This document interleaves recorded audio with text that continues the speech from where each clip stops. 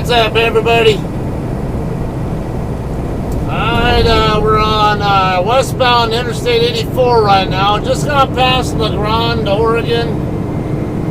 I figured this would be a good spot where I can show you guys some scenery and shitty roads, whatever. And talk about and have some storytelling time. A couple of you guys liked the story post that video that I just did the other day about the stolen valor in trucking. I know one of you guys said, well, maybe not so interested in stolen valor stories, but you are interested in trucking stories. So why not? It's a good time to, I guess, talk about some. I have something I can talk about here. There's a website or a social media platform called Quora, Quora, that I've been a member of for a number of years already. And basically what this site is like a question and answer type of web service. Where you just ask a question about anything and everything, and anybody who has any kind of a background in whatever you're talking about can answer the question. And people can say on basically in their profile or bio info what their credentials are, why are they qualified to answer this or that kind of question. I got on there originally a number of years back because there would be times where maybe I had questions that I wanted to ask, or maybe not necessarily that I asked, but I looked on Google or whatever, and would get, or actually Yahoo Answers or Ask Jeeves results, and they were always mostly terse in nature and kind of like, well, there's no substance to them, nothing to explain why this is the answer that I should believe or whatever. So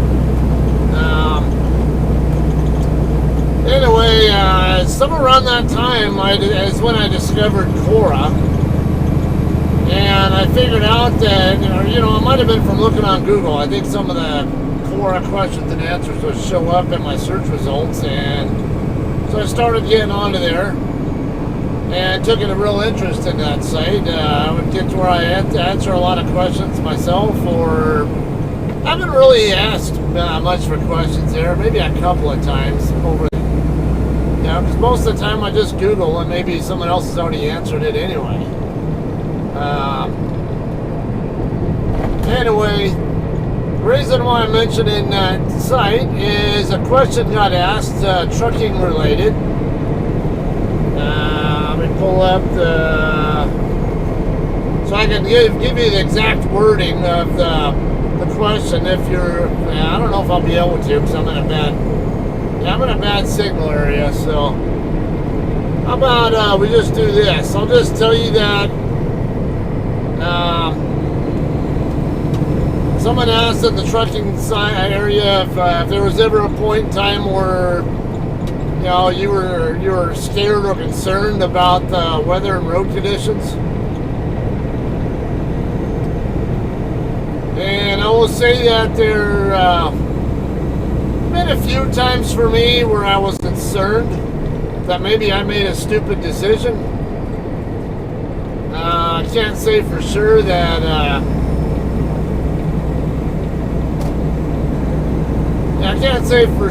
I was really, I don't know. Yeah, I was concerned mainly, and they were all wind related. Now, whether or not they were in concert with other stuff like tornadic activity or tropical storm, hurricane type of stuff, or just plain old Elk Mountain winds. Those are the only times I've ever really been concerned, I would say. Actually, yeah, it's always wind related for me. I find that I'm not really concerned so much with snow and icy conditions. I already went through a little bit of icy conditions on the other side of La Grande, and I'll be sure to see some more over here. Looks good right now, but There's spots of slick spots here. Just gotta not drive too fast and don't make sudden momentum changes in any direction, sideways or forward or back. So anyway, I'll tell these stories about my experiences with that. When I've ever been concerned. Because like I said, snow and ice, they don't bother me at all. Just drive the right speed and don't make sudden changes, momentum shifts, and you should usually be fine. And also know exactly how to handle if you do end up in an axle skid of some sort, like a steer axle skid, trailer axle skid, or a drive axle skid. This is very important for you guys, all right? And when I was a trainer, I found out most of the time, because I would quiz people on this the very first day they were on my truck. I wanted them to prove to me that they were paying attention in their CDL school and had even an idea how to handle each of those types of skids. Because even at Cedar, England, they taught that in CDL school. But you can ask about 9 out of 10 people whether they got taught that. Cedar England drivers, I know I'll say no. And I'll call bullshit on that, because I was taught that. I already knew, for the most part, what to do in those situations anyway, but they taught it in the academic week of CDL school, and the training modules that they had you doing, it was also on there. So you can't tell me that they weren't taught that. And so day one, when they'd be on my truck, I would ask them, what do you do in this situation? What do you do in that situation? If you have this kind of a skid, I want you to tell me exactly how you're going to handle that, and have it drilled in your head. Practice it every single day until it's like second-hand nature. You know exactly what to do as soon as it happens. And then you won't be in a panic and ended up having a slower reaction time, which can cost you a lot when you're out of control, or make the wrong reaction, which can also aggravate the problem. So know what those corrective actions need to be first before you even get in the truck. And if you know that if you have those down pat, then if you do have a slide, it won't frighten you as much. I'm more concerned about other trucks, or having other traffic around me if I do have one of those situations. But more ideally, the slower you're going in those situations, the more time you'll have to react, and the easier it'll be to react as well. Anyway, not all said. I can tell you a few stories here about my frightening, I guess, or not frightening, but concerning weather-related experiences. First one, I was driving a solo OTR with Cedar, England. Yeah, so it's sort of been my first year of driving. And I remember I did a 34-hour reset at the Petro in Oak Grove, Missouri. I was empty. I can't remember where I delivered to. I don't remember if it was the last place I delivered to was Moberly or somewhere else. Could have been Moberly, I don't know. Moberly, Missouri, the Walmart DC. Or it could have been downtown Kansas City for all I know. I don't remember. But I just know I needed a 34-hour reset, and I happened to do it at the Oak Grove Petro. A couple hours before I get done with my 34, and it's about to, I ended up getting a pre-plan to pick up a load out of the Cargill facility, and there's a law enforcement vehicle coming up with his lights on back there about a half mile back, so I'll have to keep an eye on him. Westbound, we got a bear coming our direction with lights on. There's two following an SUV. I got one catching up to me right now, getting ready to pass me.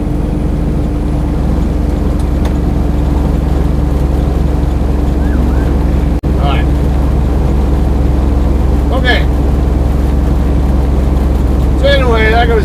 had a load that was going to be picking up in Dodge City, Kansas, at the Cargill beef plant. It wasn't going to be picking up. It wasn't due for pickup until. Okay, I was going to be done with my 34 in the evening on one day, and my pickup wasn't due, not the following morning, but the morning after that. So basically, a day and a half or so after my 34 was up, was when the load was when the drop dead time for that pickup. It was a drop in it. Now, when I say drop dead time, for those of you guys who don't know what that means it's a drop and hook pickup, and the last, the deadline for you to get it picked up and off their lot by, ideally, is what you call the drop dead time. All right, so if you ever, or if I might call it DDT, that's the other term that's shorthand term we use. This road looks really good right now, but I don't think I'm going to try to pass this U.S. Express pulling a FedEx trailer because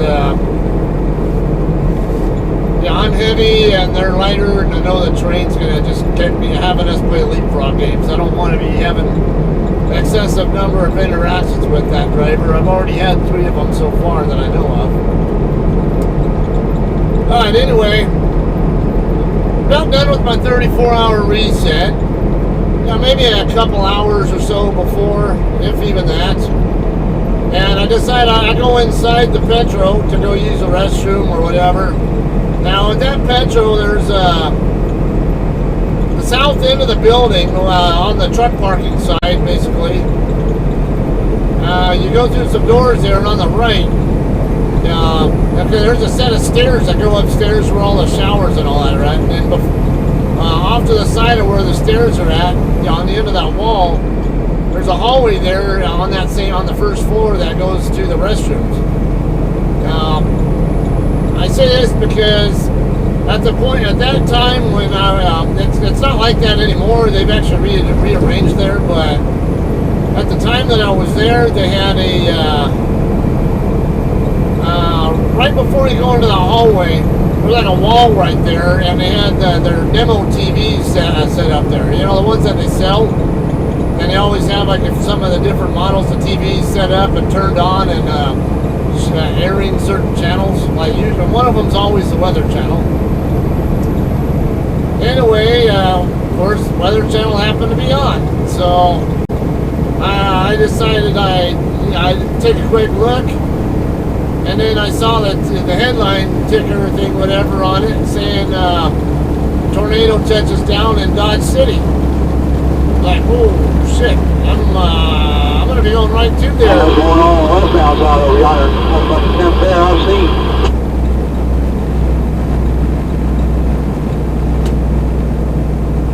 Got another one that's a pickup with a camper passing me right now. There's about 10 of them going west with the lights on. I don't know what the hell going on out there. I didn't see anything.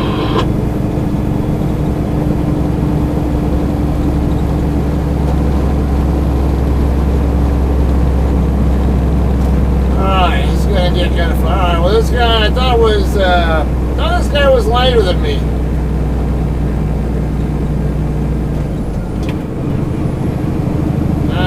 Now I'm starting to lose my momentum now that I'm in 7th gear.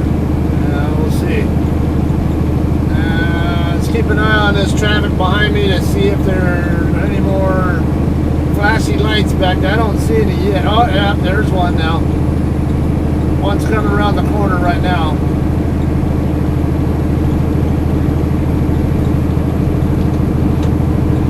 Yeah, another one just rounded the corner back there in the 248.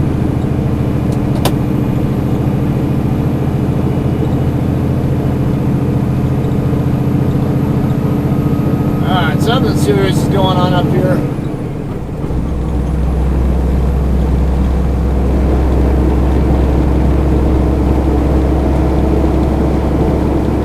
Give me a moment. I gotta keep my eyes on the bear that's coming up. I don't envy them because this is dangerous. Down there, the lights on the hammer light of the 247 headed west.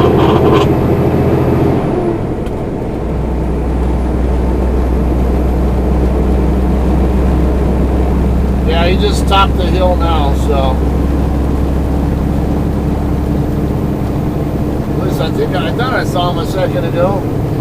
He's not hiding behind US Express. Yeah, he is. Okay. Yeah, that's why I couldn't see him. So I could have sworn I saw him out of the corner of my eye for a second, and then he disappeared. And what it was US Express was obstructing my view of him.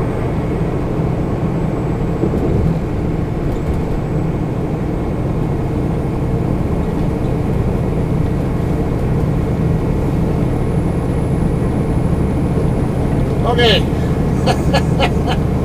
I'm not sure we're going to be able to get through this story without having a bunch of interruptions for law enforcement sightings and stuff.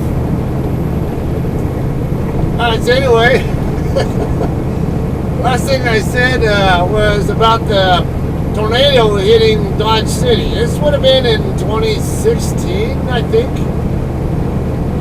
About? I know it's... they got going on back that way. Anybody eastbound got ears on? Do what now? You eastbound or westbound? I'm in an eastbound. Oh, okay. You didn't happen to see what they're all responding to then, is it? No, they were behind the expedition earlier. They were not behind him right on his ass. I don't know if it's a chase or what. Oh, maybe that's what it is. On your side, there was a overturned semi right in the median, right between the rest areas at 269, and an overturned pickup at 273 on the right shoulder. And road conditions will clear at 275. Yeah, I did want you to get back over here where I stayed Belton last night, so. Got that. Thanks. Okay. Okay, so it sounds like it might be a pursuit or something. I don't know. And that might be why they have so many cops coming up. Alright, let's try this again. So, it had the tornado, it had the news show about a tornado in Dodge City. The same night I was going to start deadheading over to Dodge City. I wanted to get over there, get my trailer dropped or whatever, and parked, and then just wait until my load was ready. Yeah, I wanted to be there in the immediate area though, so I could have a full shift, a full fresh 14-hour clock to work with when it was time to pick up the load and get moving with it. So that evening when my 34 was complete, not long after that, I decided I'm going to go ahead and start deadheading over to Dodge City. Now the route I took was towards I-70 west to like 435 south, 470 south, whatever you want to call it, over to I-35 south till I got to Emporia, Kansas. And then once I got to Emporia, I took US 50 across and was basically going to work my way down that way. And I think while I was on US 50, I'd only been on the US 50 maybe about 20 miles or something like that. I don't know. All of a sudden, that same storm that produced the tornado, I started going right into it. And I don't remember if it was a squall line type storm or if it was a supercell. I don't recall it being that large. So it could have been a squall line. It's basically a more narrow and heavy precipitation type of storm cell. Anyway, I get into the leading edge of it, and pretty quickly it starts raining really hard. All the way up to the point where I have my wipers on the highest setting possible, and I still had a hard time seeing in front of me because there was so much rain falling that I just couldn't see very far down the road. And then add to that, I started getting held on in one area. And I know tornado-producing storms have quite a tendency to start with rain, and then they'll have a hail core as well. And somewhere in that area, a lot of times it's, usually on the leading edge of the storm somewhere is usually where the tornadoes start, but they don't always start there. I might have just got just a tad slick right there. I couldn't tell, or just a little bit of a wind gust. I don't know.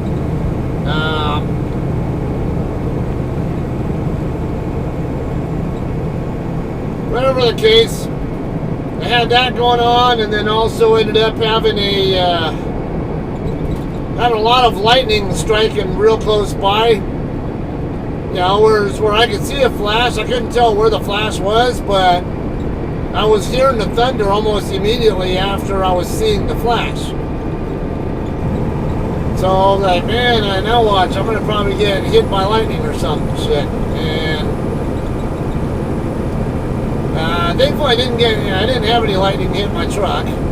Not that I know of, at least. And yeah, I remember, I think I even turned off my CB just in case, because the antenna and the radio running and all that is actually, you know, especially if you're transmitting on it, that can be a magnet. Somebody had a terrible day.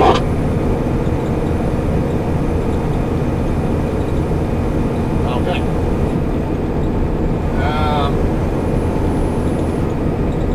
Alright, so anyway, I'm getting into the hill core and all that, and then on top of that, I was getting some strong winds. Now, mind you, I'm pulling an empty trailer.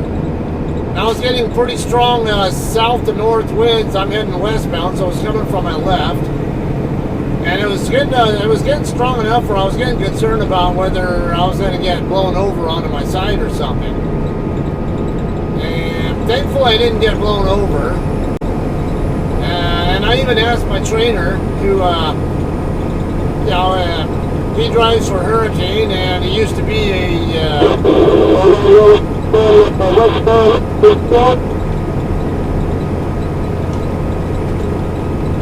the impression I got from other chatters is that it's a pursuit of somebody. I guess it won't stop.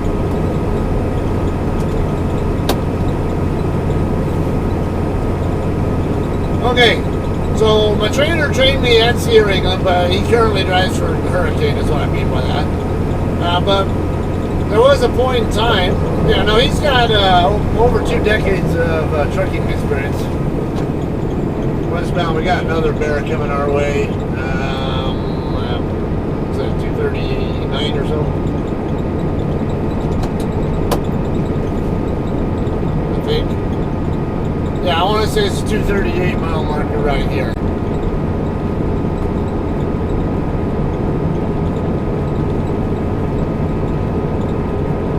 Alright, so anyway, yeah, that was one of my scary weather moments, I guess. Thinking I was going to possibly get blown over, pulling an empty trailer and going right into a storm that already produced a confirmed tornado on the ground hours before. So that was one of those, did I just make a stupid decision moment? It's not all made. Sometimes it, I don't know, and it's a common theme here. Sometimes you just get lucky and come through it unscathed, and I've had at least a few cases of that. Let's keep eyes on this bear here. I know he's going to keep going ahead, but make good eye contact and all that, and know that yeah, he knows that I'm aware of him.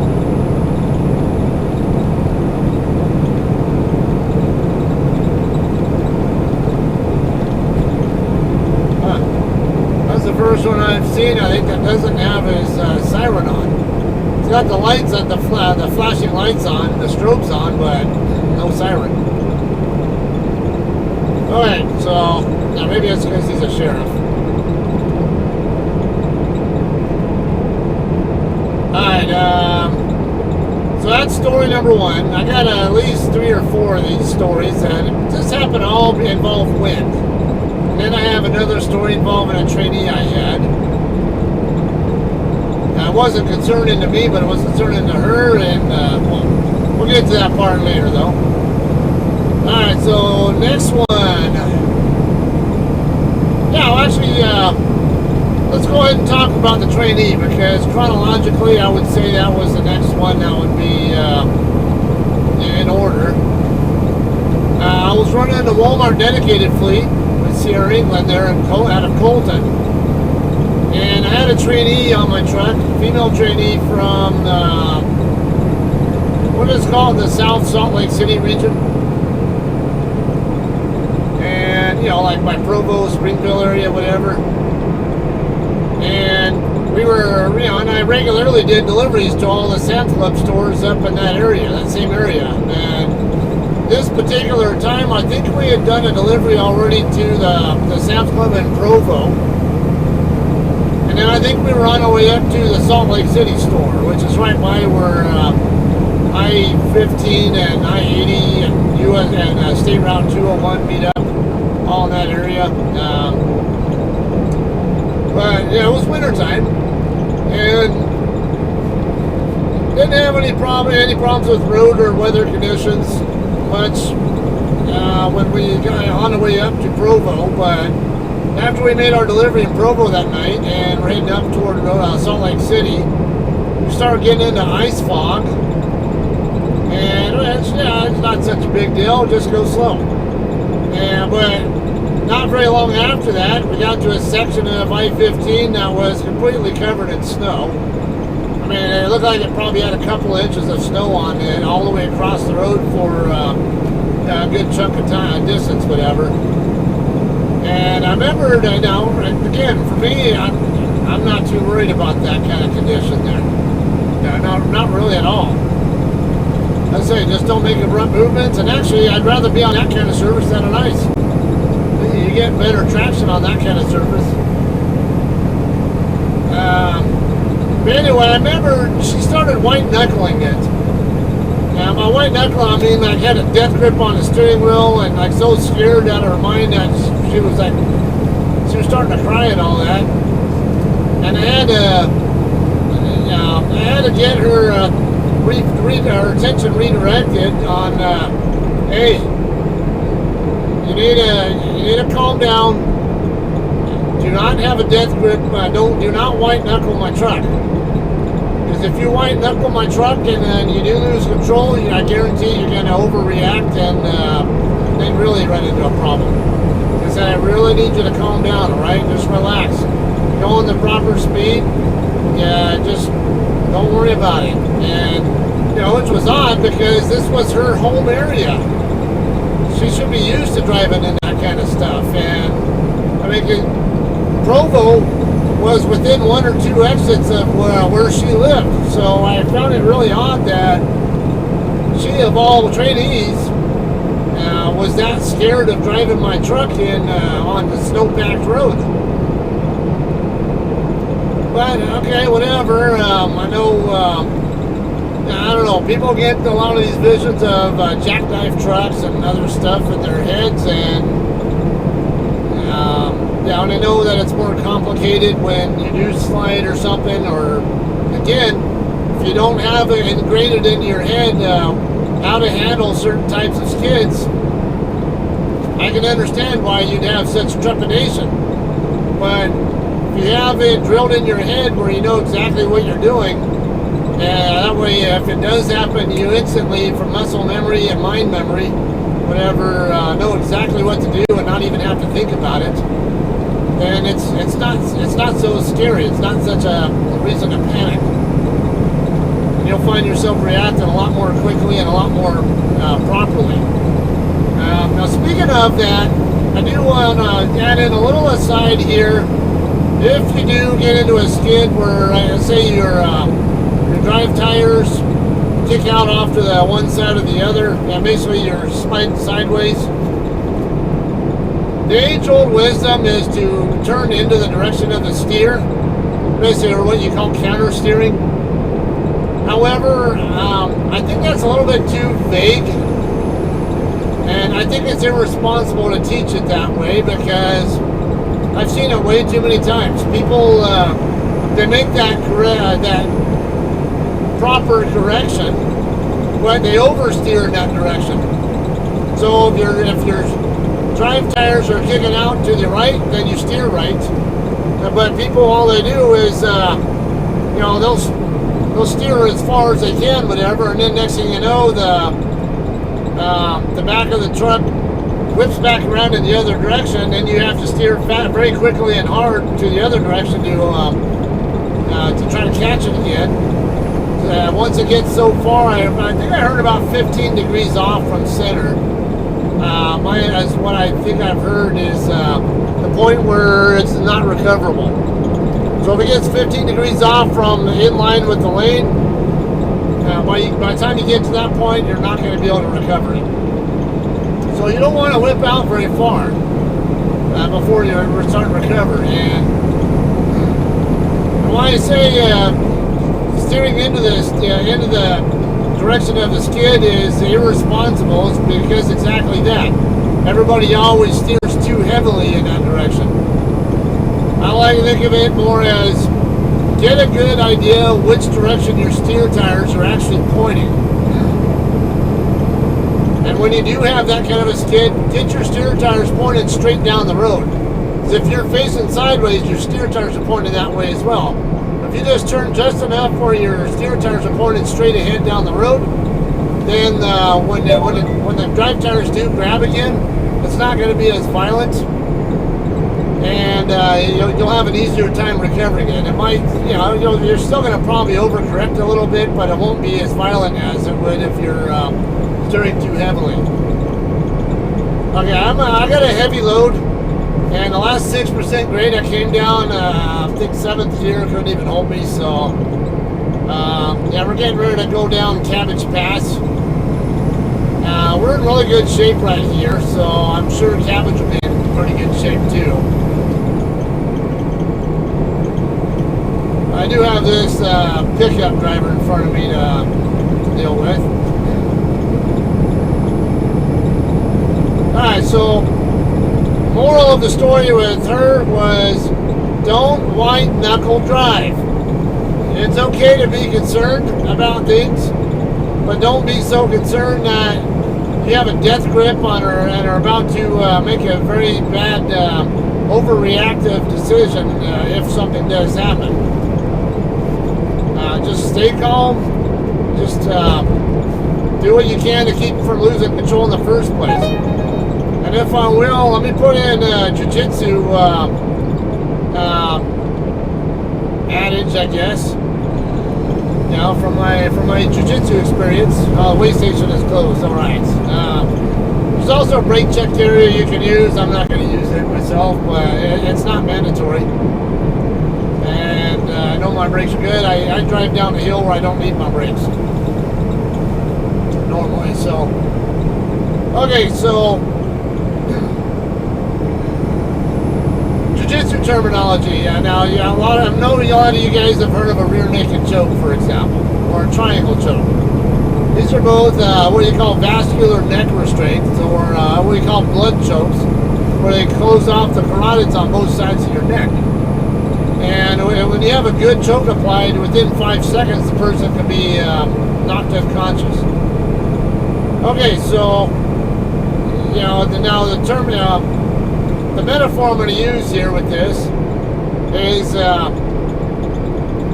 what's the best way to get out of your rear naked choke?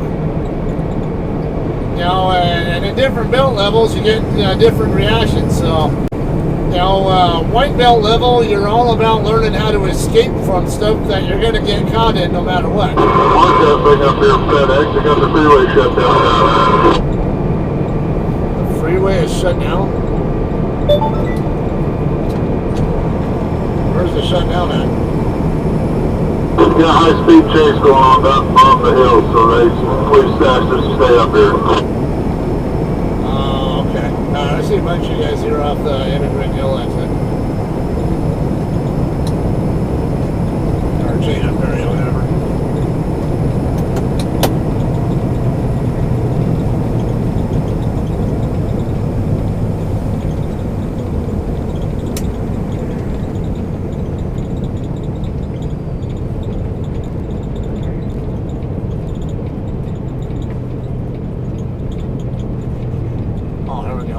I can drop in behind this tanker here.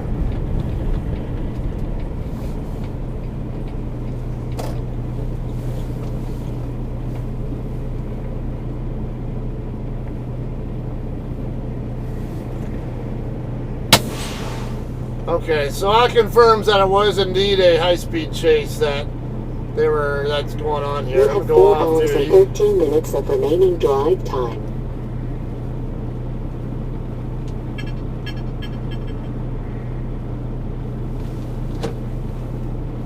They're not going down Cabbage, are they?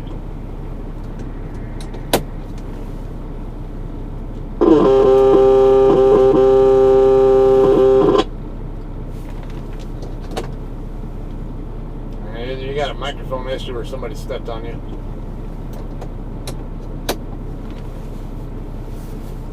Okay. I do see something going on there right at the highway, right at 331. Basically where the Wild Horse Resort and Casino trucks, there's a truck stop there as well. Shit, high-speed chase. They come up and decide to come back down. Well, yeah, they can actually use trucks to block to block the offender. Okay, let me get this off for a little bit since it's parked anyway. We'll go ahead and I'm gonna go ahead and continue this when we're actually going down Cabbage again, because a lot of you guys like to see what Cabbage is like, and I don't want to end up finishing this video before you get a chance to do that. So yeah, we'll just hang out here for a second, and like I said, I'll resume this when we get rolling again. All right.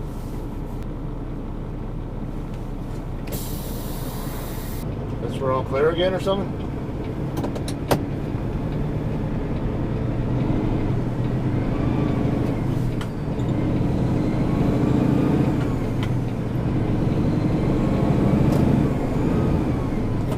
Alright guys, we're back on the road. It didn't take long at all. I was only here for a minute or so. Seems like everybody's getting back on the road, so I'll go ahead and get moving again. Like I said, if there's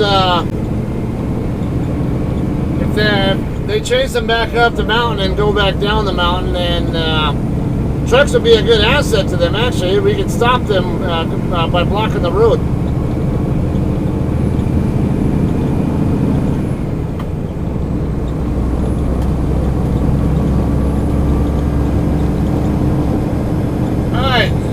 Yeah, we're right at the top of Cabbage Pass now. We're going to be working our way down the grade, down toward Pendleton in a little bit here.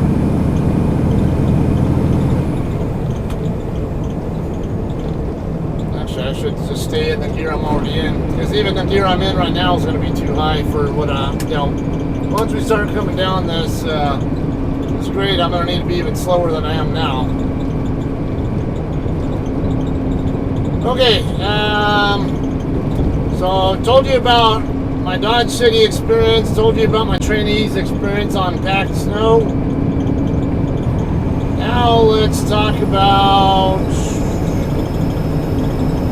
how about tropical storm. Was a hurricane, I think a category 1 or something like that, while I was in the Gulf, and it turned into a tropical storm, if I remember right. I was on a 10-hour break in Loxley, Alabama, which is not very far east of Mobile. I was headed westbound. I don't remember if I was pulling an empty trailer or a loaded trailer. I could have been dead heading to Hazelhurst, Mississippi, for all I know, or I could have been loaded with something that I picked up out of Florida. Whatever the case, I know that I was planning to take US 98 westbound from Mobile up toward Hattiesburg, Mississippi, and then US 49 from Hattiesburg up to Jackson. Where I was going with that trailer or load, whatever, I don't remember. But beside the point, I was on. Like I said, I was on a 10-hour break in Loxley. There was a hurricane coming into the area. The eye of it was going to be passing right by Mobile. Just a hair, actually right in between Mobile and Loxley. And my 10-hour break was up. I decided I wanted to get rolling. And I was looking at the weather radar. It didn't look like the winds were extremely concerning. Yeah, it looked like I would have been should have been okay for me to pass through. So I went ahead and got moving. And around the time there's that bridge that goes across into Mobile, into the east end of Mobile. I don't remember if that's a lake or a swamp or whatever the hell that is. You guys who are there a lot more often or live in the area can explain that one. I'm going to go down a gear because I'm at a low enough RPM where I can do it anyway. And it's going to get steeper here, so I want to go down this hill where I don't have to touch my brakes one time. And from what I can tell, I'm in a gear that should allow me to do that.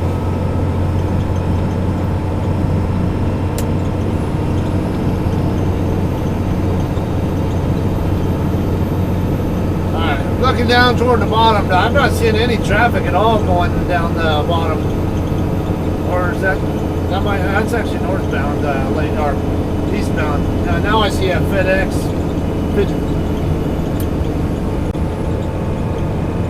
Okay. Anyway, I decided I don't want to keep sitting there in Loxley. I want to get moving. So I started rolling. Yeah, this was at night. And I started coming in toward Mobile. Got this pickup going, but I'm trying to watch what's going on down there. Look as far down the road. This is part of what you call the Smith system. Look as far down the road as you can at all times, frequently. So you know what you're going to get yourself into way before it ever happens. If something is going on.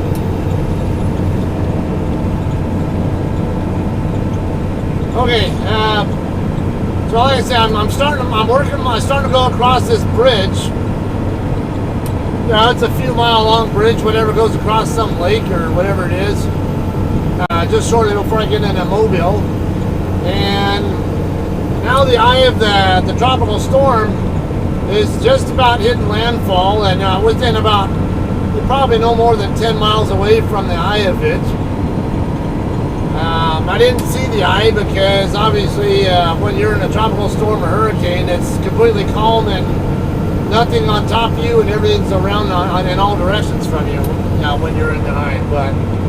So I didn't see the eye, but I could tell from where I was at in relation to where the eye was showing up on the radar that I was very close.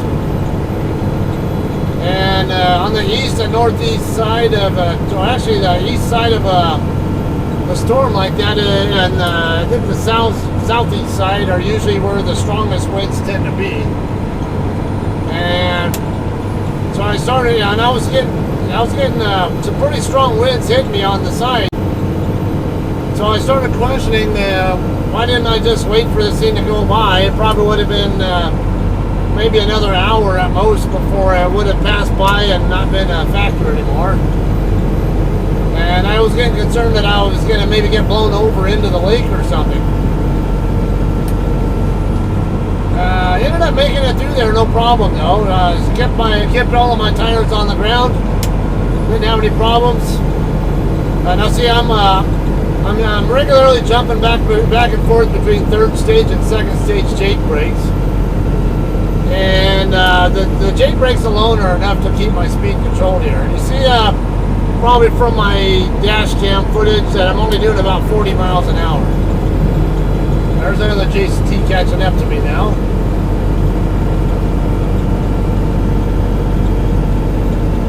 Alright, so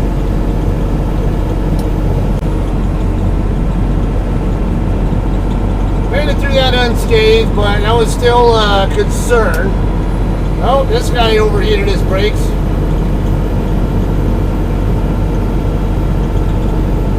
I'm not going to be able to get around him because JCT is going to pass me up, and so will this car.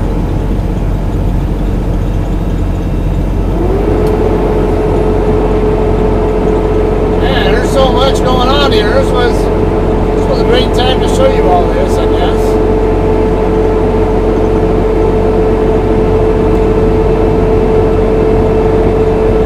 Alright, black Freightliner we got here.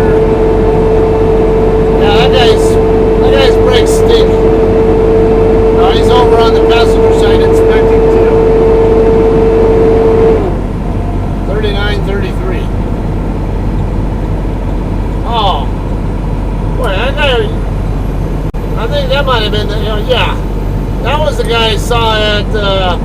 at the TA earlier. I can tell because you can tell by the kind of antennas that he has. Which way you heading, JCT?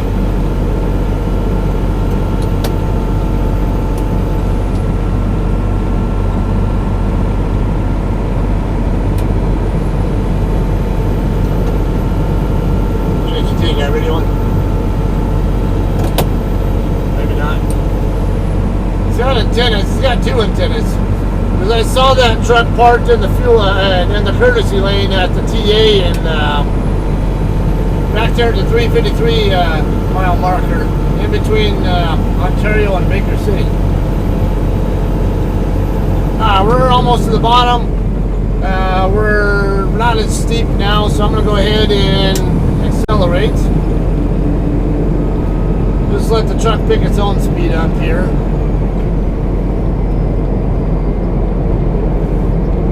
So I get closer to my target speed, I guess. Alright, so, well, needless to say, we're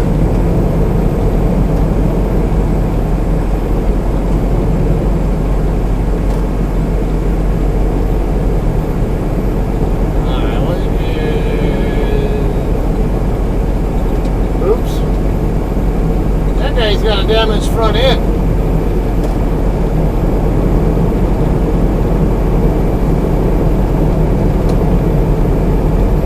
Damn, that trooper vehicle got a smashed front end.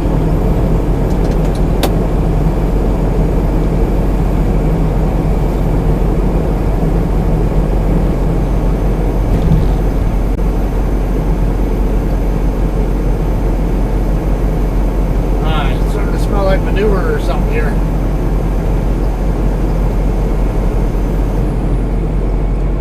Okay. Not a dull moment at all with this this video, I guess. Great timing for posting. Oh, what's going on over here? Eastbound side, all the trucks are stopped right there at the just short of the on-ramp there. So more entertainment here for us.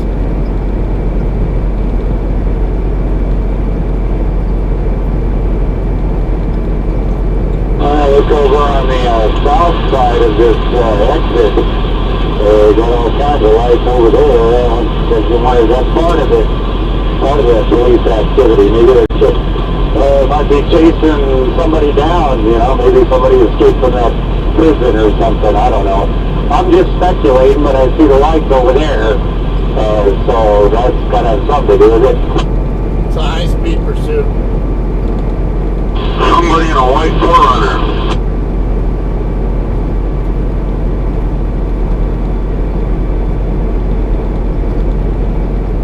Where the hell is that, though? I don't know, because I saw quite a few cops pass by me earlier, but I was still passed on the other side of Meacham.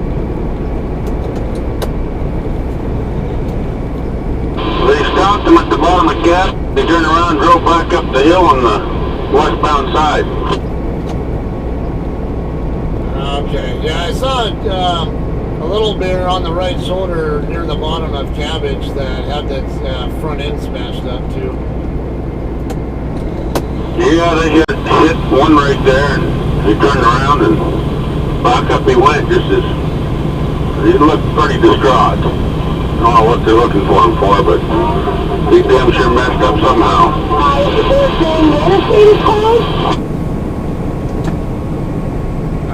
Eastbound is closed right there where the Wild Horse Saloon exit is at. They just opened it as they go. Hey, how come is it closed? It's a bright sunny day out. What's going on? There was a high-speed pursuit. They had it closed for that. I think they're just opening it back up right now, though. Oh, okay. Cops and robbers shit, okay. Okay. I never saw the vehicle that they were chasing, but okay. I heard a white 4Runner, but I never saw it.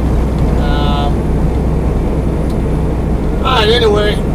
That was it for Cabbage Pass. but not it for our story time.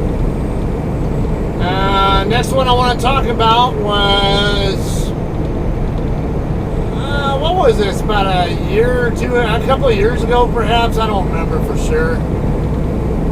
I was with JCT and under a load going from Yuma to O'Fallon, Missouri, if I recall.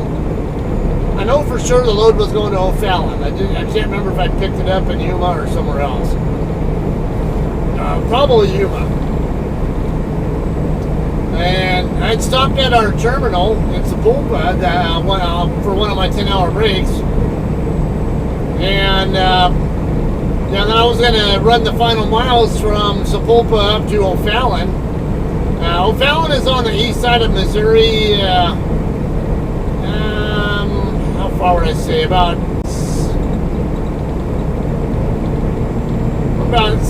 80, 90 miles, somewhere around there. I can't know, not that far.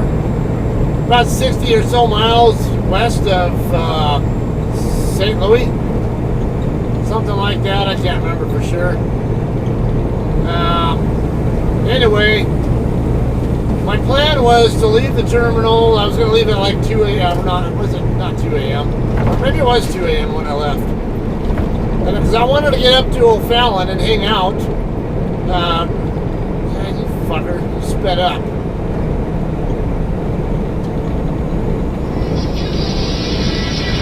Kind of busy.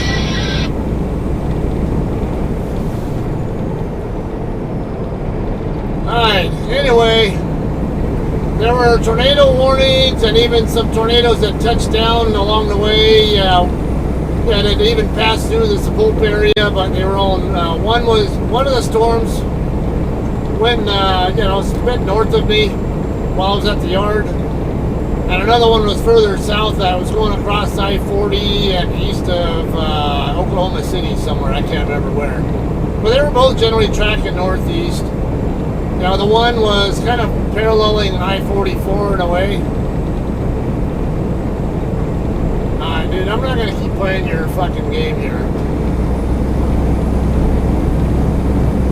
You just start backing off for this other guy like that and I'll just go run this. Come on, I'm recording.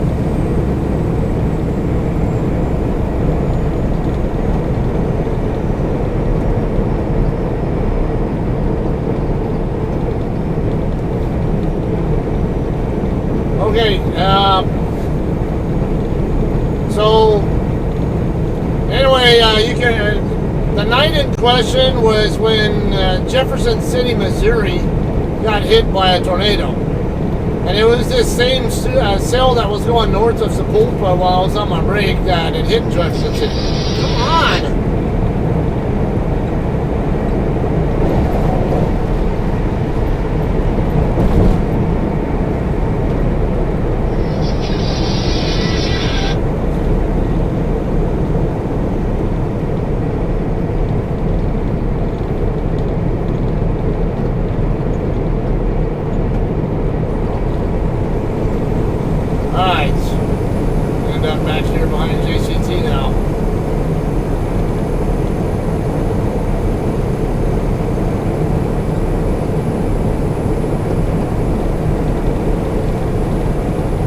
Far enough ahead of this guy. Alright, there we go.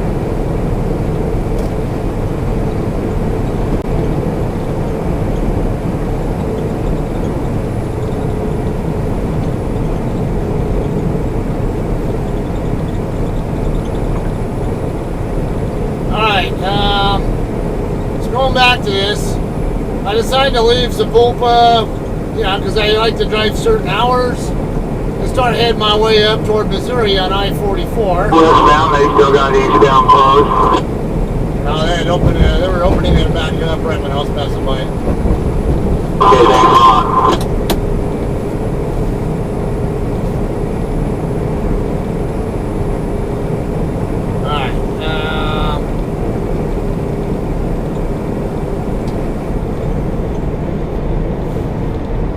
Alright, so anyway, I'm doing about 70 miles an hour. The storm itself was moving at about 40 or so. And of course, the storm was already past me before I left. So what happens, of course, when you're doing 30 miles an hour faster than the storm is, and the storm's going to cross I-44, yeah, you can draw your conclusions there. I start going, right about when I'm almost ready to cross into Missouri, I catch up to the trailing edge of the storm. And I got, no big deal, just strong rain, whatever. But it was starting to get kind of pretty windy. Yeah, but it didn't look like on the weather radar that the winds were strong enough to concern me. But I was seeing, because it was starting to hail in spots too, and I was seeing other truck traffic getting off the road, stopping at the rest area / way station, whatever, or the Petrol in Joplin, or the other truck stops over there. Wherever they could, kind of wait for it to pass by. What do? Keep going right on through. And I keep going at like 60 miles an hour through the rain-soaked roads. And so I'm thinking, well, I got myself into the mess now already, so the good options for me are not to do what the prime driver did that I passed. He was doing 40 miles an hour and basically staying right in pace with the storm itself. Either outrun the storm or stop and let it pass by, and then get back on the road after it's gone far enough up the road to not be a factor anymore. So I took the option of outrun the storm, get out in front of it, and not be a problem. Wasn't really expecting anything significant, but then it turns out that same night I was going to take US US 54 and US 65 up. Basically I was going to go right through Jefferson City that morning, or that night, whatever it was, and take I-70 across from there.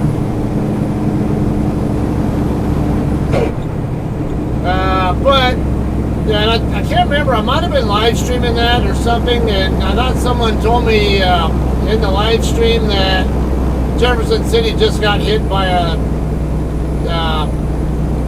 tornado like 2 hours before I was going to pass through there. And the tornado did a fair amount of damage there from what I recall. So when I heard that, and all the downed trees and whatever else probably in the area, I decided, you know what, it probably wouldn't be a good idea to go that route, even if it's in the tornado's wake, and I'd rather be behind the tornado and in front of it. But if it's done some damage, then I'd be concerned about roads being closed for down lines or whatever else. So I ended up just staying on I-44 until I got up further. I can't remember what town I ended up in.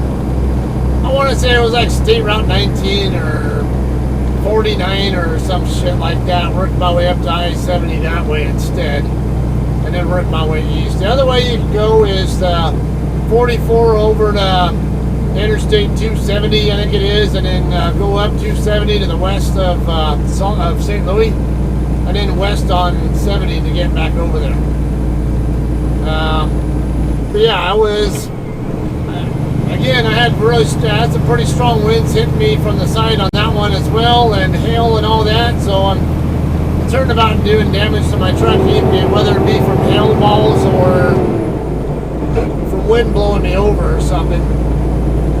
Again, I get through all of it unscathed, but you can only press your luck so many times before eventually it could run out. So that's my theme here. Just because it works out great for you one time, multiple times doesn't mean that it's always going to be that way. If you chance fate, chances are one of these times it's going to go the wrong way. Alright, I think I had one more occasion in Elk Mountain, Wyoming, heading westbound. Weather radar suggested that it wasn't as windy as Wyoming DOT was suggesting that it was. they were reporting 60 plus gusts, 60 plus mile an hour gusts, and it was close to light high profile vehicles. And I was looking at the wind radar, and I was saying this is not strong enough to produce 60 plus gusts. Yeah, I was only seeing like mid 20ish, 23, 24, 25 mile an hour sustained winds, which is usually only going to get you about 40, 45 mile an hour winds, which is pretty strong. I mean, I guess, but it's pretty strong, but should not be strong enough to blow over a truck and trailer. Usually anything above 50 can knock over an empty or light loaded trailer, and stronger winds than that, like up around 70, 80 or so, can even knock over a truck pulling a 40,000 pound load. So, point error on that. The wind radar suggested it should have been okay. So I went ahead and got moving and went through it. I remember there was a spot where a whole bunch of people pulled over onto the shoulder to wait it out, but then I saw a couple of troopers there actually stopping everybody and telling them they have to move and get off the freeway and get off, go to the next exit or something, or keep moving, and don't make me come respond to you because you got blown over. He's going to where's he going?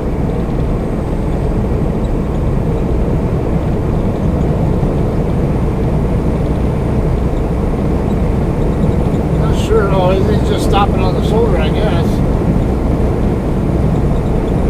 That's not a good route right there.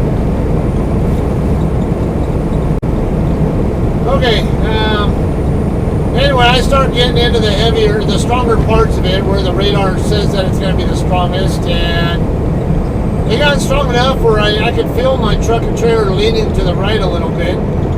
No tires ever came off the ground, but I was getting concerned that, whether I was going to get blown over or something, and but thankfully it didn't happen. I got through I was already in the heavy part of it by then, and at that point it's just keep going. As soon as I get through there's a hawk right there on or falcon, whatever that thing is, on that sign. Get through the heavy part of that, and when it starts to die down a little bit more, then I'm good. So that's the only other time I would say I was really concerned about getting blown over or having any kind of mishap because of weather. I guess there's one last time I would say where, it's kind of a common, not unusual. Icy conditions. I ended up getting stopped just on actually in Rollins, right before the exit where the TA truck stop is, westbound.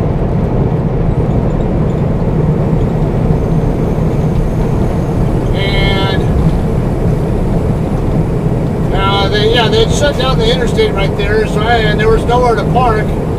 So I got in line with everybody else on the right shoulder and just waited it out there, and then not even an hour later, they open it back up, and the trooper comes up, stops next to me, and tells me, because I'm sitting in my driver's seat still.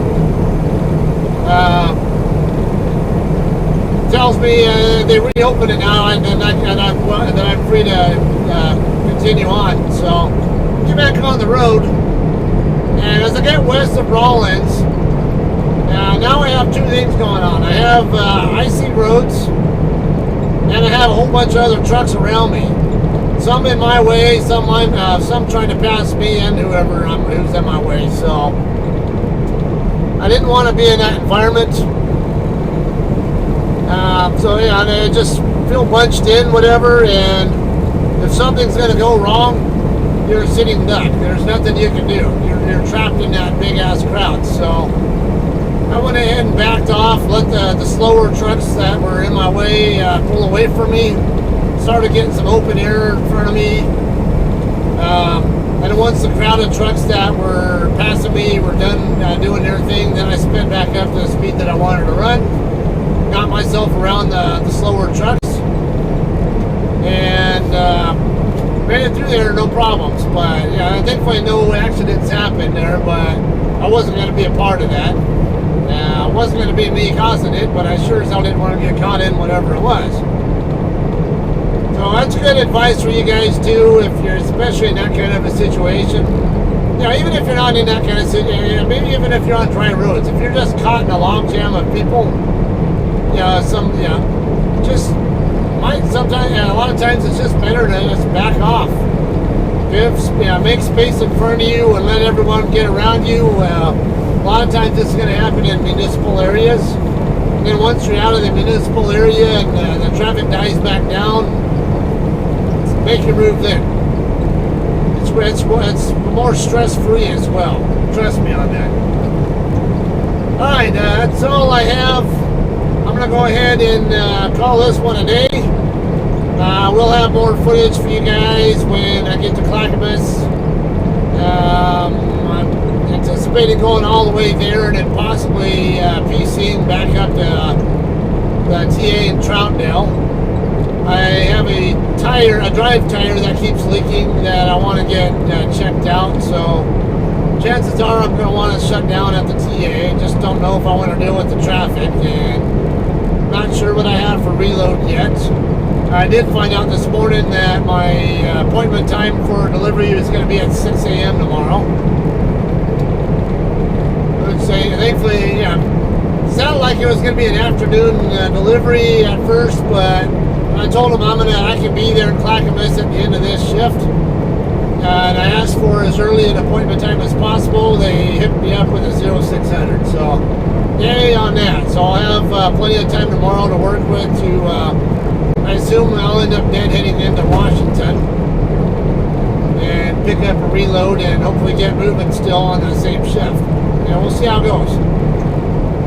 Anyway, we'll have more on that later though. Hopefully I'll have a pre-plan by the time I do that Clackamas delivery video. That'll be a separate post. Until then, we'll see you guys on that one, alright? Thanks for watching. We'll see you guys.